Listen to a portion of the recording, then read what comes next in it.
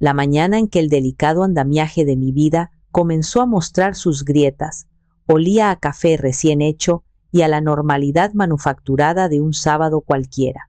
La luz se derramaba por la ventana de la cocina, proyectando rectángulos dorados sobre el suelo de mármol pulido, y por un instante efímero me permití habitar esa ilusión de paz. Leonardo había bajado las escaleras, ya vestido con unos jeans de diseñador y un polo azul marino que le sentaba como un guante. A sus 45 años todavía proyectaba ese aire de éxito sin esfuerzo, como si el universo se inclinara a su favor por pura inercia. «Buenos días, mi amor», dijo, depositando en mi mejilla un beso fugaz, que se sintió más como un trámite que como un gesto de afecto.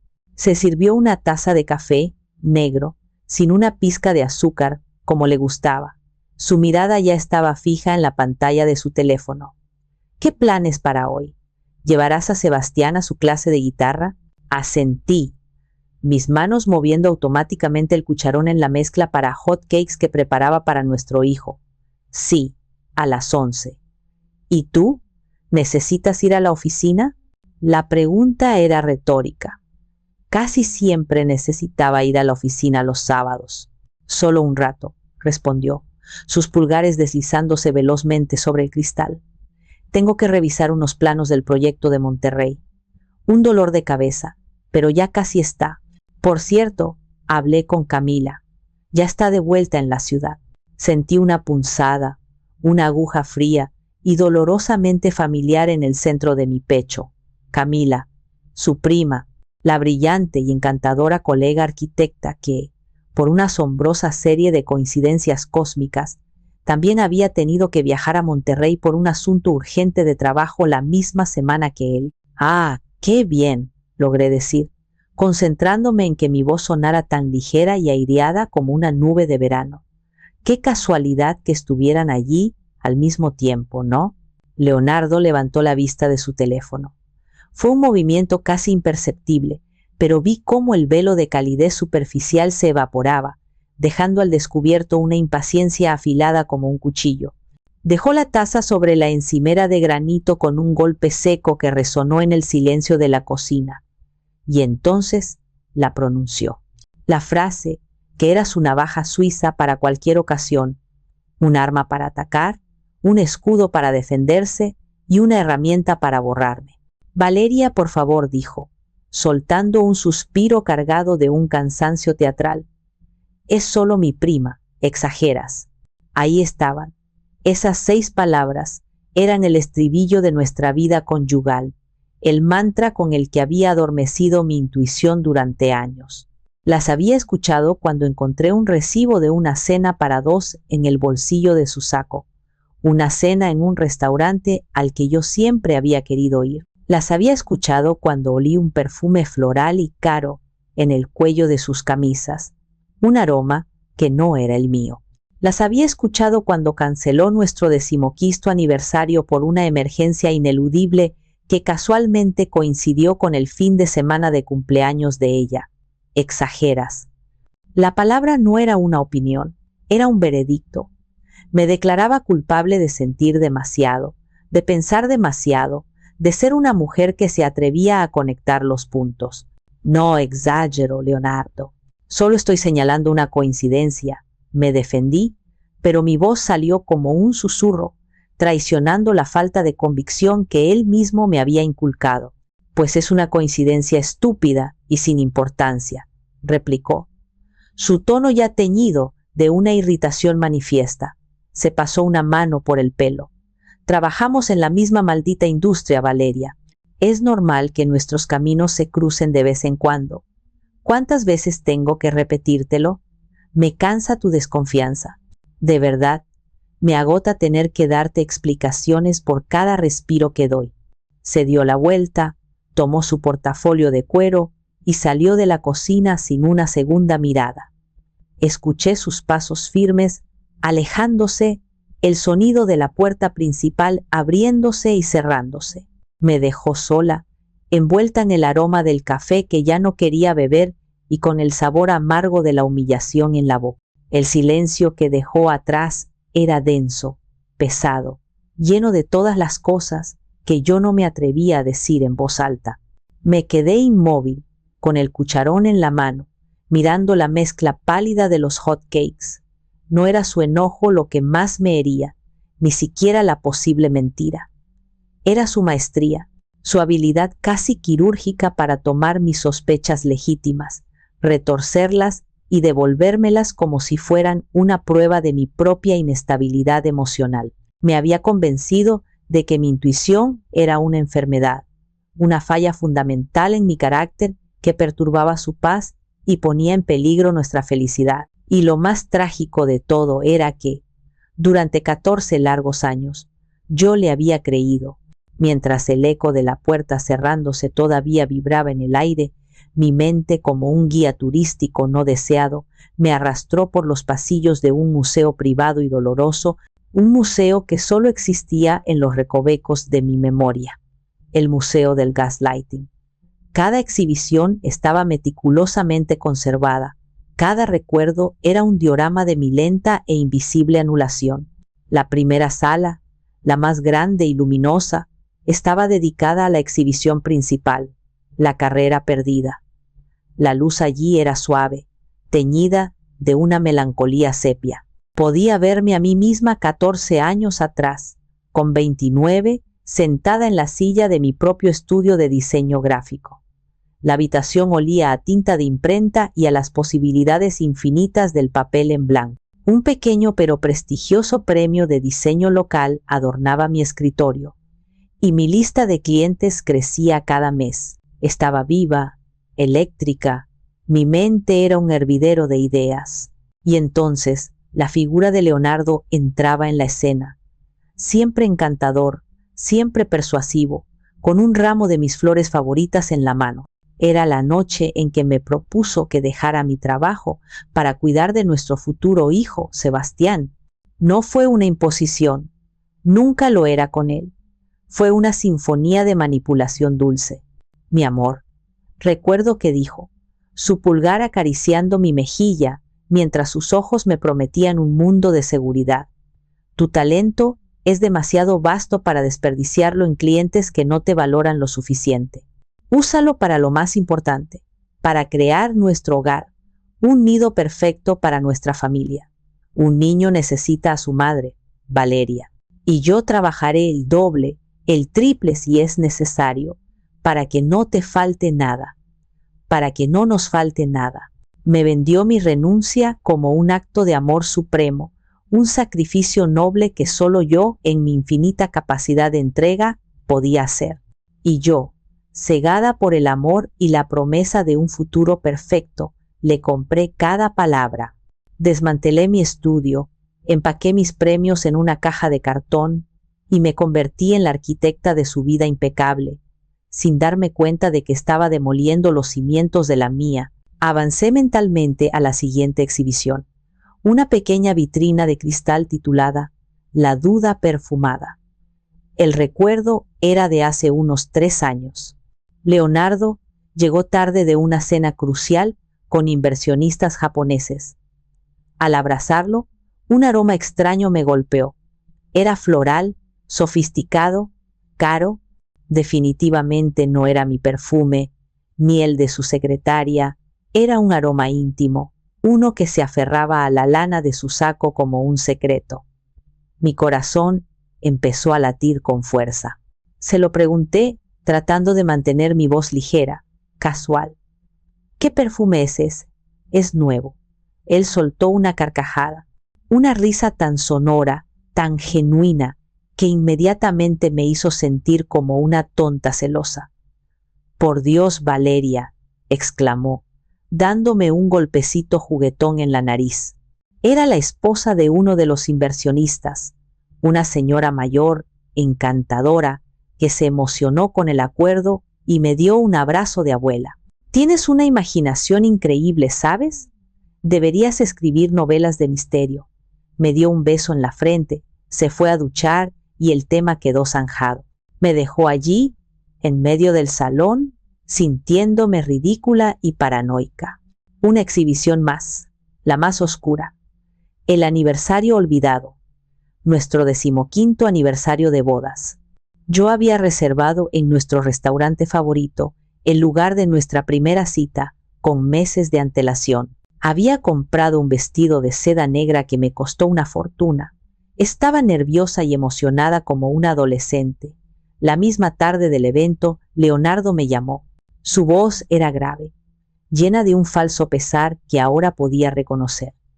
Cariño, no vas a creer la mala suerte. Surgió una emergencia en el proyecto de Guadalajara. Es una catástrofe. Tengo que tomar el primer vuelo. Te lo compensaré, te lo juro por mi vida. La decepción fue un golpe físico, me dejó sin aire, pero lo acepté, porque él era un hombre responsable, el pilar de nuestra familia. 2 días después, mientras navegaba por las redes sociales para distraerme, vi las fotos. Camila, su prima, había publicado un álbum titulado Escapada de soltera improvisada a Guadalajara. Estaba en la piscina de un hotel de lujo, el mismo que la empresa de Leonardo siempre usaba, sonriendo a la cámara con una copa de margarita en la mano. Cuando Leonardo regresó, bronceado y supuestamente exhausto, se lo mostré. Su rostro se endureció. No hubo disculpas. Hubo un contraataque. ¿Me estás espiando? ¿Ahora también vigilas a los miembros de mi familia? Esto es enfermizo, Valeria. Estás cruzando una línea muy peligrosa. Me gritó con tal furia que me encogí. Me hizo sentir como una acosadora, una mujer desquiciada. Esa noche fui yo quien durmió en el sofá, y a la mañana siguiente le pedí perdón por mi desconfianza. Yo le pedí perdón a él. Volví de golpe al presente, a mi cocina soleada y silenciosa. El recorrido por mi museo personal había concluido, pero esta vez el efecto fue diferente. Ya no sentía la familiar punzada de la vergüenza ni la niebla de la confusión. Las exhibiciones ya no me parecían pruebas de mi locura, sino un catálogo detallado de su crueldad.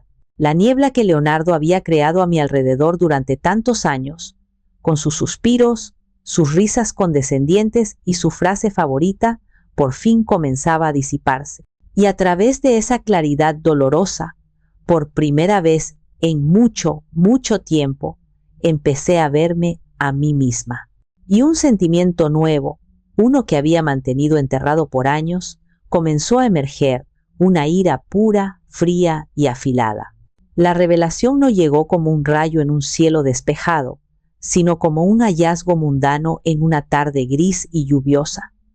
Un par de días después de la escena en la cocina, Sebastián me pidió ayuda con una tarea escolar. Mamá, ¿puedes buscar en la compu de papá un video de las vacaciones en la playa de hace 2 años? Lo necesito para un proyecto de la escuela sobre la erosión costera, asentí, agradecida por la distracción. El ordenador familiar, una iMac de pantalla grande en el pequeño estudio de la casa, era territorio común. Leonardo lo usaba para trabajo ligero y para almacenar un caos de archivos personales. Él era descuidado, o quizás lo que yo empezaba a entender como arrogantemente confiado.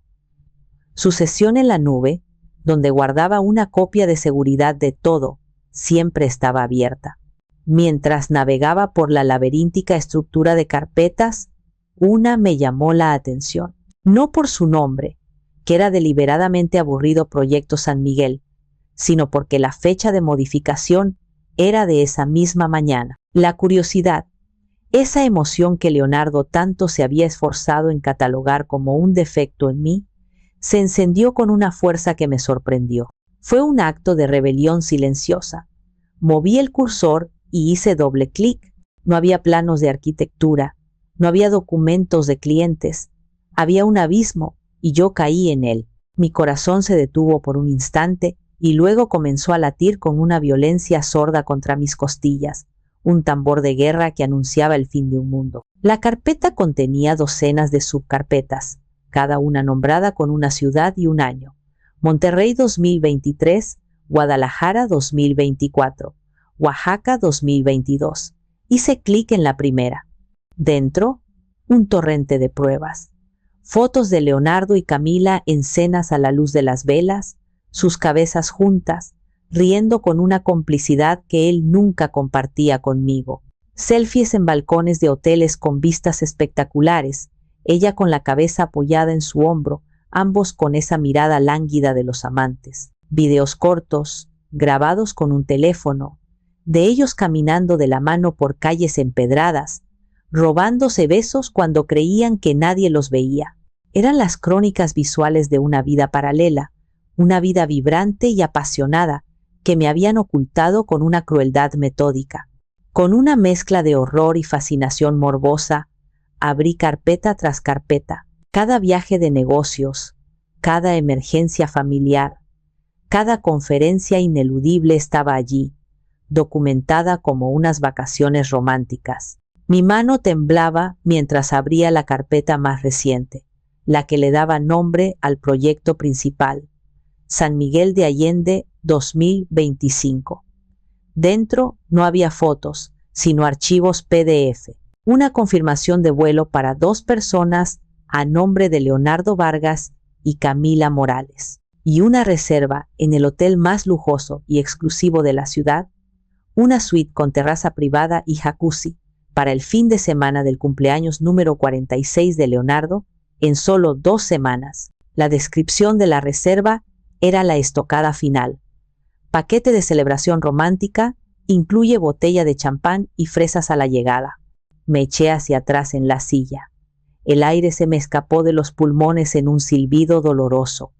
Era real, no era mi imaginación, no era una exageración, era una traición sistemática, documentada y descarada. Era una burla a cada sacrificio que había hecho. Esa noche, el sueño fue un país extranjero al que no pude entrar. Mientras Leonardo roncaba suavemente a mi lado, un sonido que de repente me pareció grotesco, me levanté y me deslicé fuera de la habitación. Fui a la pequeña habitación del fondo, la que una vez fue mi estudio de diseño y que ahora servía como un elegante depósito de cosas olvidadas. En el rincón cubierto por una sábana estaba mi viejo baúl de madera. Lo abrí. El olor a papel, a recuerdos y a potencial perdido me envolvió. Debajo de capas de proyectos de arte de Sebastián y viejas fotografías estaba mi portafolio. Pesaba más de lo que recordaba. Lo puse sobre el escritorio polvoriento y lo abrí. Con dedos temblorosos pasé las páginas. Los diseños de logotipos audaces, las campañas publicitarias ingeniosas, las ilustraciones llenas de vida, eran como fantasmas de una mujer que apenas reconocía. Vi el pequeño premio de acrílico que gané en la universidad, lo sostuve en mi mano, su peso se sentía sólido, real, una verdad tangible en un mundo de mentiras. Y entonces, las lágrimas que no habían salido antes comenzaron a brotar. No eran las lágrimas débiles de la autocompasión, eran lágrimas de luto.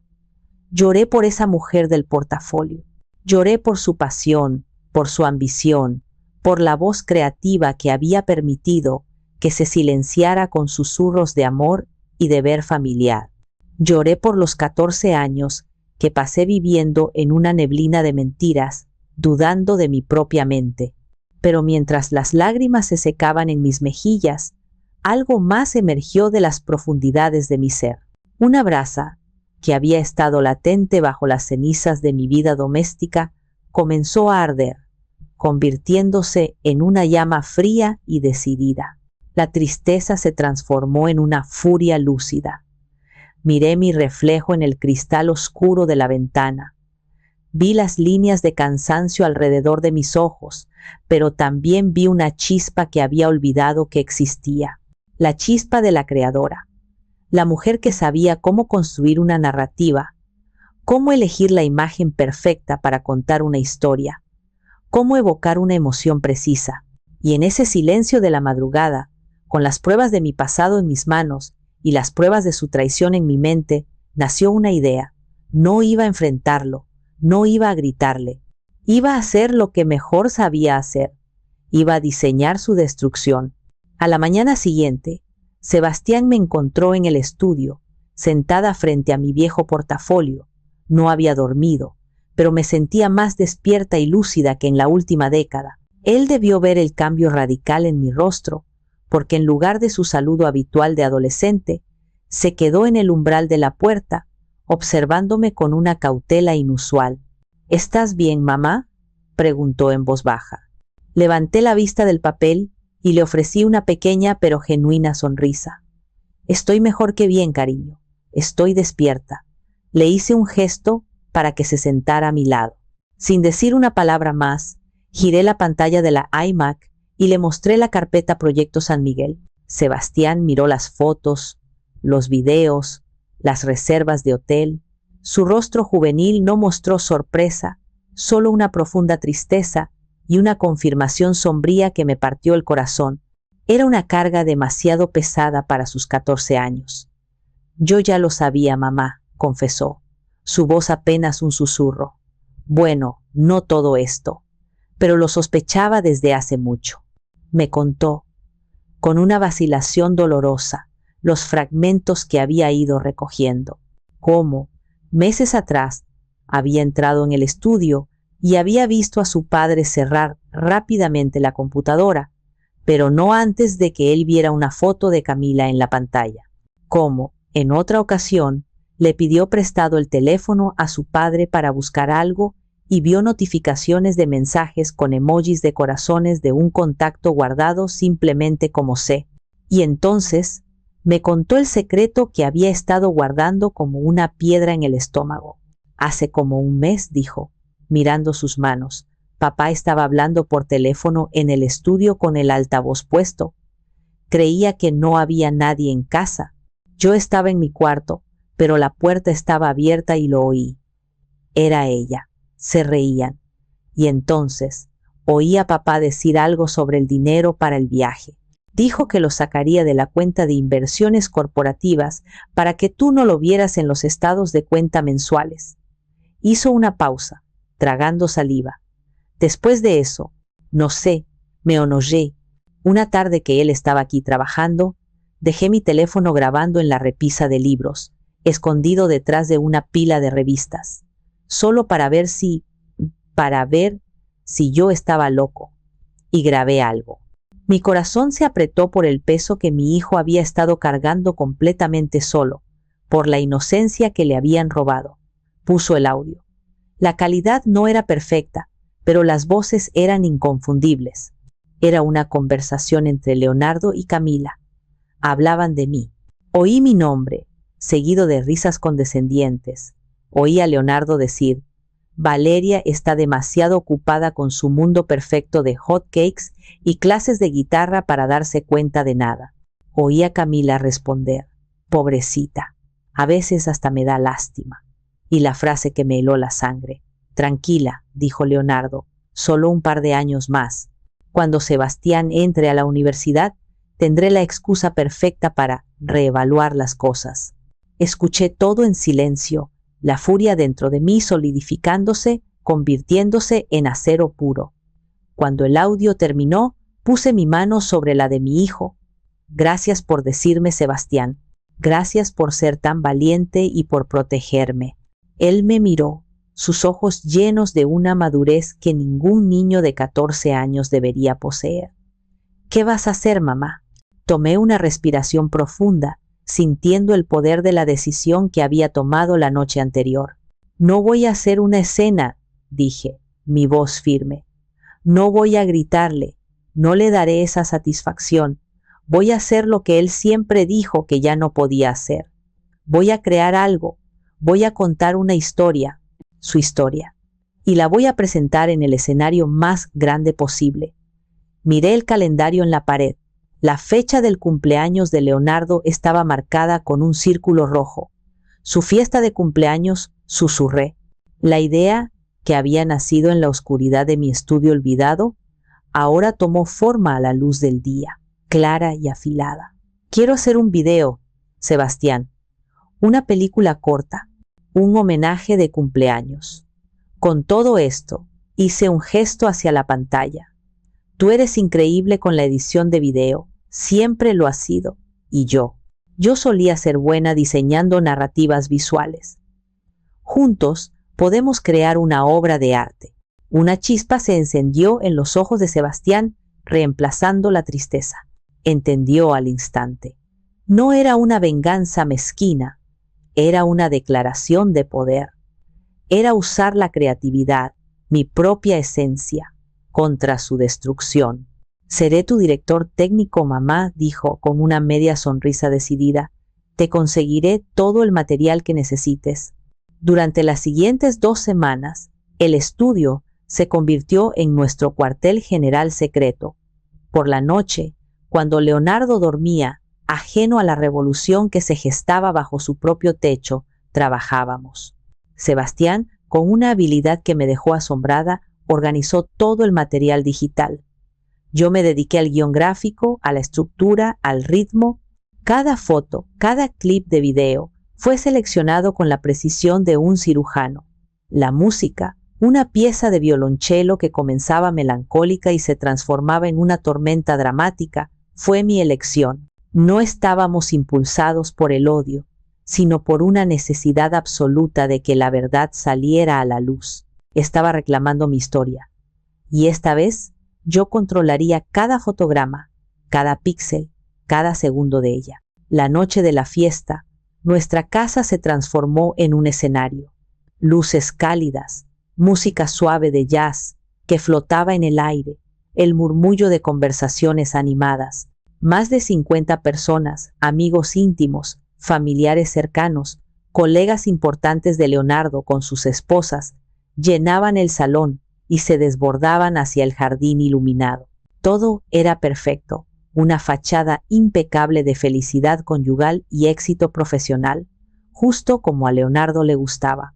Él era el centro del universo esa noche, radiante, en un traje de lino color crema, aceptando felicitaciones, riendo a carcajadas, con una copa de vino tinto caro en la mano. Me movía a su lado, interpretando con una maestría digna de un Oscar mi papel de la esposa devota y orgullosa. Le sonreía cuando él rodeaba mi cintura con su brazo para una foto. Asentía cuando contaba por enésima vez la anécdota de cómo consiguió su primer gran proyecto. Nadie notó que mi sonrisa no llegaba a mis ojos. Nadie vio el hielo detrás de mi aparente calma. Mi suegra me tomó del brazo en un momento. «Ay, Valeria, qué suerte la tuya», dijo, con su habitual falta de tacto. «Leonardo es un hombre tan maravilloso y esa prima suya, Camila, qué encanto de chica, tan inteligente. Deberías aprender un par de cosas de ella sobre cómo mantenerse relevante en el mundo profesional». Sonreí y asentí, sintiendo el cuchillo girar. «Tienes razón. Camila es una mujer de la que se puede aprender mucho». Camila llegó tarde, por supuesto, para asegurarse de que su entrada fuera notada.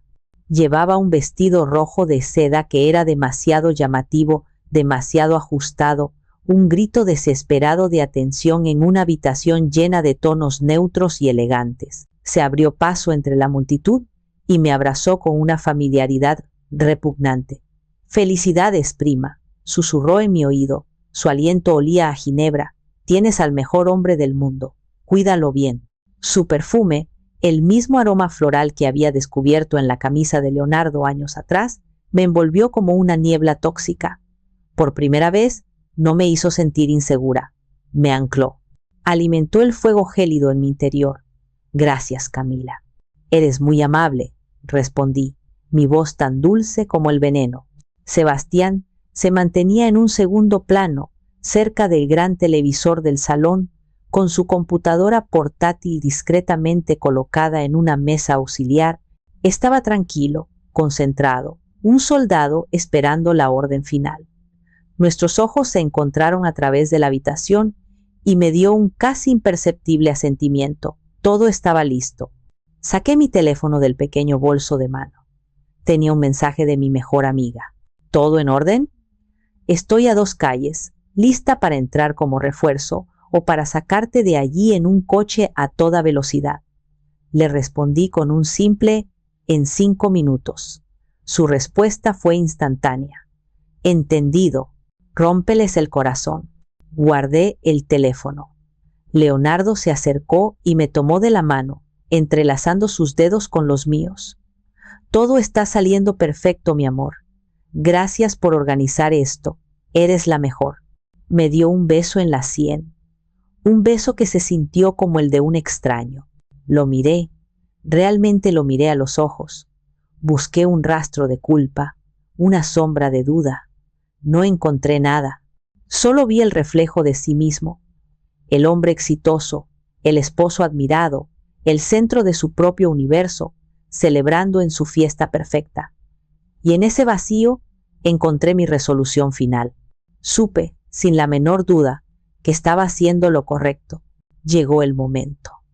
Las luces principales se atenuaron un poco, una señal que había acordado con Sebastián. Me acerqué al centro de la sala, junto a un sonriente Leonardo que se preparaba para el coro de feliz cumpleaños. Tomé el pequeño micrófono inalámbrico que habíamos alquilado para la ocasión. Su frío metal se sentía tranquilizador en mi mano. Buenas noches a todos, comencé, mi voz clara y firme resonando en el repentino silencio. Los murmullos se apagaron. Gracias de todo corazón por estar aquí esta noche para celebrar a mi maravilloso esposo, Leonardo, 46 años. Es todo un logro. Hubo algunas risas amables y aplausos dispersos. Leonardo me sonrió, hinchado de orgullo. Este año, continué, haciendo una pausa para crear expectación, en lugar de otro reloj caro o una botella de whisky que no necesita, nuestro hijo Sebastián y yo hemos querido darle algo más, personal. Hemos preparado un video, un pequeño viaje por los recuerdos más impactantes y memorables de su padre. Esperamos que lo disfruten tanto como nosotros disfrutamos haciéndolo. Leonardo me miró, conmovido por el gesto. Los invitados aplaudieron con más entusiasmo, acomodándose en sus asientos, listos para el espectáculo sentimental. Con un movimiento de cabeza, le di la señal definitiva a Sebastián. Las luces se apagaron por completo, sumiendo la sala en una oscuridad expectante, a excepción del brillo de las velas del pastel y la promesa de la enorme pantalla de televisión. El video comenzó, tal como lo había diseñado. Los primeros 30 segundos fueron una obra maestra de nostalgia y engaño. Fotos de nuestra boda, yo con mi vestido blanco, él con su mirada llena de promesas. Fotos de Leonardo sosteniendo a un Sebastián recién nacido, con una expresión de asombro paternal. Clips de video de vacaciones familiares en la playa, construyendo castillos de arena, riendo bajo el sol. La música era una pieza de piano suave y emotiva. Vi a mi suegra secarse una lágrima. Escuché a la gente suspirar, ¡qué bonito! Leonardo me apretó la mano, susurrando, ¡qué detalle tan hermoso, mi vida! Y entonces, el piano se detuvo con la disonancia de una cuerda rota. La pantalla se quedó en negro por un segundo eterno. Y luego, una nueva imagen apareció, nítida y brutal. Era una foto de Leonardo y Camila, brindando con copas de champán en una terraza con vistas al perfil iluminado de Monterrey. La fecha estaba impresa en la esquina inferior, la misma semana que él me había dicho que estaba atrapado en reuniones hasta la madrugada. Un murmullo de confusión recorrió la sala. Leonardo soltó mi mano como si le hubiera quemado. Su sonrisa se congeló, un rictus grotesco en su rostro. La siguiente imagen era de ellos dos, de la mano, paseando por una calle empedrada de Guadalajara. La fecha coincidía exactamente con nuestro aniversario cancelado. La música que comenzó a sonar ya no era un piano suave, era una pieza de violonchelo, dramática, intensa, casi fúnebre. El montaje se aceleró, convirtiéndose en una avalancha de pruebas irrefutables. Fotos de ellos en Oaxaca, en la Riviera Maya, en cenas íntimas donde sus miradas no dejaban lugar a dudas, en abrazos que no eran de primos. Luego, el video, un clip corto, aparentemente grabado por la cámara de seguridad de un hotel que Sebastián había encontrado en la computadora, donde se besaban apasionadamente junto a una piscina iluminada. El jadeo colectivo de los invitados fue un sonido que nunca olvidaré. Vi al socio principal de Leonardo mirar a su esposa con incomodidad. La pantalla cambió de nuevo. Ahora mostraba una captura de pantalla de los estados de cuenta de la tarjeta de crédito corporativa. Con una animación simple, un círculo rojo resaltaba gasto tras gasto: joyería Cartier, Hotel Saint Regis, cenas en Pujol. El total, que parpadeaba en la parte inferior de la pantalla, superaba los $50,000 en 2 años. Y entonces, el golpe de gracia, el audio. La voz de Leonardo, clara como el cristal gracias a la grabación de Sebastián, llenó la sala silenciosa. Valeria está demasiado ocupada con su mundo perfecto de hot cakes y clases de guitarra para darse cuenta de nada. Risas de Camila. Otra frase de Leonardo. Valeria era una diseñadora decente, pero nunca tuvo la ambición para las grandes ligas, como nosotros. Sentí un dolor agudo y punzante, la confirmación de su desprecio absoluto, pero mantuve mi rostro impasible. El clímax del video.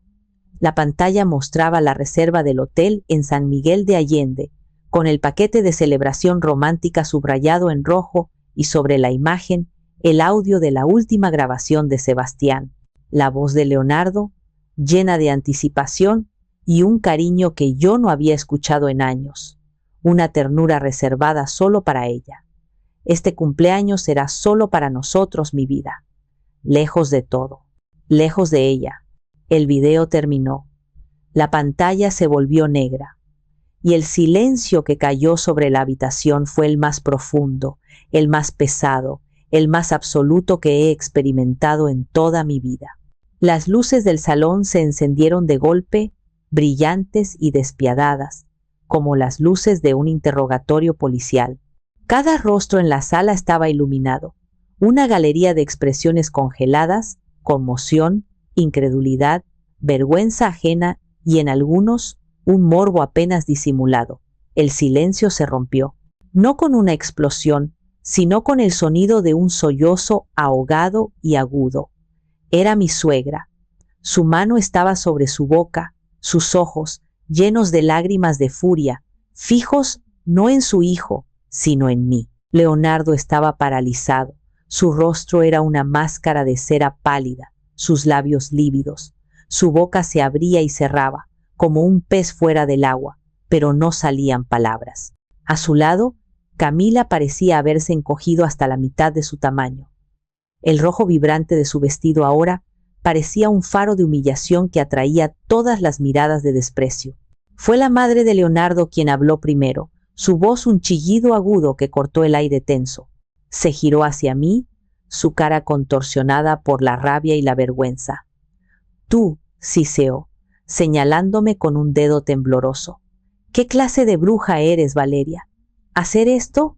Delante de todos nuestros amigos, has humillado a tu esposo, has destruido a esta familia. Antes de que pudiera responder, Leonardo encontró su voz. Era un graznido ronco, irreconocible. Es una mentira, tartamudeó, señalando la pantalla negra como si fuera la fuente de todos sus problemas. Está todo editado. Es un montaje. Valeria, ¿tú? ¿Cómo te atreviste? Lo miré. Por primera vez en casi 20 años de matrimonio, lo miré sin el filtro del amor, sin el velo del miedo, sin la niebla de la duda. Lo vi por lo que era, un hombre débil y patético. La pregunta no es cómo me atreví yo, Leonardo, dije, y mi voz salió sorprendentemente tranquila, letalmente calmada. Resonó con una autoridad que no sabía que poseía. La pregunta es ¿cómo te atreviste tú? Durante años, en mi casa, con el dinero destinado al futuro de nuestro hijo, y mintiéndome a la cara cada maldito día. Me giré para dirigirme a los invitados, que permanecían congelados, como estatuas, en una obra de teatro grotesca. Les pido una sincera disculpa a todos por haberlos hecho presenciar este momento de honestidad. La fiesta, evidentemente, ha terminado. La función ha concluido. Gracias por venir. Mis palabras rompieron el hechizo. Hubo un movimiento incómodo, un murmullo de excusas. La gente empezó a recoger sus cosas, evitando el contacto visual conmigo, con Leonardo, con Camila. Se escabulleron hacia la puerta como si huyeran de la escena de un crimen, deseosos de dejar atrás la pestilencia de una verdad tan brutalmente expuesta. En menos de 5 minutos, la sala, que momentos antes rebosaba de risas falsas, estaba casi vacía. Solo quedábamos nosotros, el núcleo roto e irreparable de una familia. En el silencio ensordecedor que siguió al éxodo de los invitados, el único sonido era la respiración agitada y superficial de Leonardo. Camila finalmente se movió. Con la cara roja y los ojos llenos de lágrimas de humillación, agarró su bolso y sin decir una sola palabra, prácticamente corrió hacia la puerta, desapareciendo en la noche. No miró atrás. Leonardo se quedó allí, un náufrago en medio de los restos de su propia fiesta, de su propia vida. Me miró, y por primera vez en mucho tiempo vi algo más allá de la arrogancia y la autocomplacencia. Vi pánico puro y absoluto. Valeria, por favor, podemos hablar. Podemos arreglar esto, suplicó, dando un paso vacilante hacia mí. Su voz era la de un niño asustado.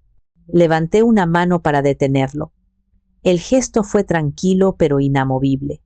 Fui a la mesa del vestíbulo, donde había dejado un sobre grande de Manila más temprano. Volví y lo coloqué sobre la mesa de centro, justo encima de un charco de vino tinto que alguien había derramado. El sobre blanco contra la mancha roja parecía una declaración. No hay nada que arreglar, Leonardo, dije con una calma que me sorprendió a mí misma. Se acabaron las palabras, se acabaron las mentiras. Abrí el sobre y saqué los documentos. Aquí dentro está la solicitud de divorcio. Mi abogada la presentará el lunes por la mañana. También hay copias de los documentos que prueban que esta casa fue comprada en su mayoría con la herencia de mis padres, lo que, según la ley, la convierte en mi propiedad. Tienes 48 horas para empacar tus cosas personales y marcharte. Su rostro pasó del pánico a la incredulidad. ¿Qué? No, no puedes hacerme esto. Esta es mi casa, mi familia.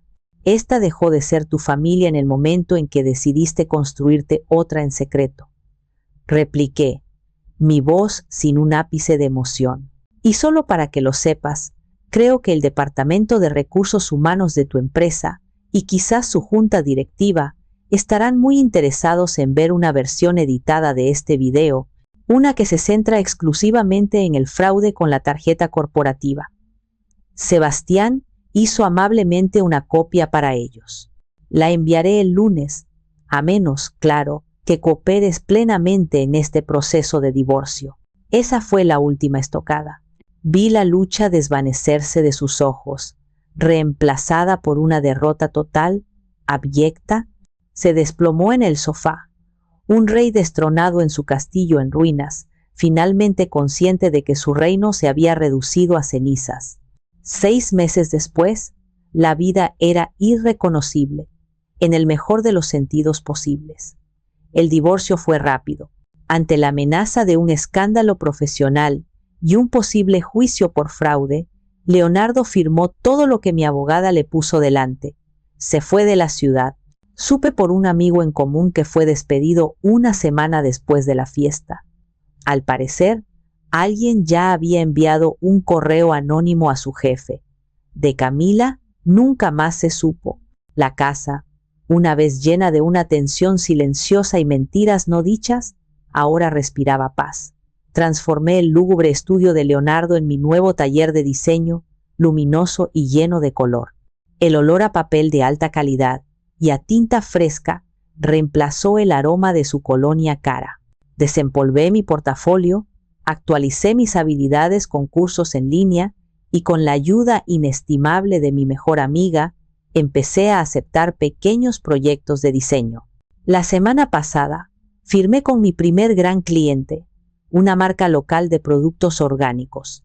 La sensación de ganar mi propio dinero, de ver una idea mía cobrar vida y ser valorada, fue más embriagadora que cualquier vino caro o joya que Leonardo me hubiera regalado jamás. Sebastián y yo nos unimos más que nunca. La carga secreta que había llevado se disipó y volvió a ser un adolescente, aunque uno con una sabiduría y una percepción muy por encima de su edad. Nuestra casa se llenó de risas genuinas, de música a todo volumen, de conversaciones honestas y a veces difíciles. Estábamos sanando, juntos. Estábamos construyendo un nuevo hogar sobre las ruinas del antiguo. La semana pasada, mientras revisaba mis correos, vi un mensaje de un número desconocido. Era Leonardo. Fue un párrafo largo, una letanía de arrepentimiento autocompasivo. Hablaba de sus errores, de su soledad, de cómo había destruido lo único bueno y real en su vida. Terminó con una súplica. Por favor, Valeria, dame una oportunidad para demostrarte que he cambiado, no por mí, sino por el bien de nuestra familia, por lo que una vez fuimos. Leí el mensaje 2 veces. Luego, apagué la pantalla del teléfono, tomé mi taza de té y volví a mi escritorio, a mi diseño, a mi nueva vida. No respondí. ¿Ustedes qué creen? ¿Debería dignarme a darle una respuesta? ¿O mi silencio ya lo dijo todo?